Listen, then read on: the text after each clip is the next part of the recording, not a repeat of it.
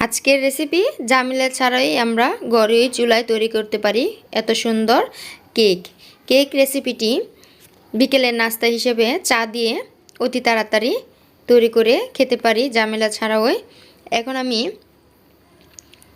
Normal থাকা 2টি ডিম নিয়ে নিব। আপনারা চাইলে 1টি ডিম দিয়েও বানাতে পারেন। আমি 2টি ডিম নিয়ে নিয়েছি।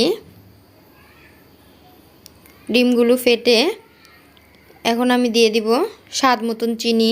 যা যেমন মিষ্টি খান তেমন পরিমাণ চিনি দিবেন। চিনি 2 চামচ চিনি দিয়ে ভালো করে এভাবে ডিমটা ফেটে নিব। যতক্ষণ পর্যন্ত চিনিটা না গলে যাবে ততক্ষণ পর্যন্ত আমরা এভাবে ঘষিয়ে যাব। দিয়ে দিব স্বাদ মতন নুন। এখন আমার ডিমটা ভালো করে ফেটে নিয়েছি। দিয়ে দিলাম 1 চামচ বেকিং পাউডার। দিয়ে দিব এখন আমি ময়দা অল্প অল্প দিব। অল্প অল্প দিয়ে মিক্স করে নিব। কোনো পানি অ্যাড করব না, কোনো কিছু আর অ্যাড করা যাবে না। দিয়ে দিব এভাবে। ময়দা লাগলে আরও দিয়ে দিব। এখন আমার ডোটা তৈরি হয়ে গিয়েছে। হাতে তেল ভরিয়ে এখন আমি গোল করে শেপ দিয়ে নিব সবগুলো। আমরা বাইরে থেকে যে 5 টাকা দিয়ে কেকটা খাই, ওই কেকে আজ এই রেসিপি তৈরি করে দেখাবো। এরকমভাবে সবগুলোই গোল করে নিব। সেম দোকানের মতন হয়ে যাবে কেক। ধৈর্য সহকারে এই ভিডিওটি দেখুন। এখন আমি প্যান বসাই দিলাম। প্যানের মধ্যে তেল দিয়ে দিলাম।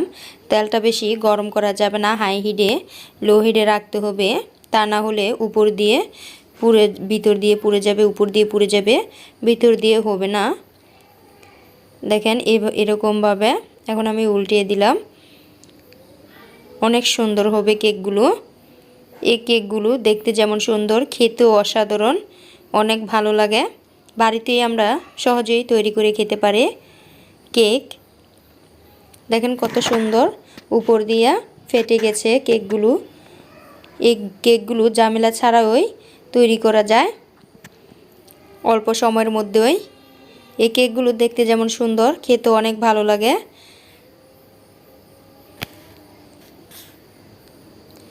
কেকগুলো চা দিয়ে বিকেলবেলা এই কেকগুলো খেলে অনেক ভালো লাগে। এখন আমার পরিবেশনের পালা।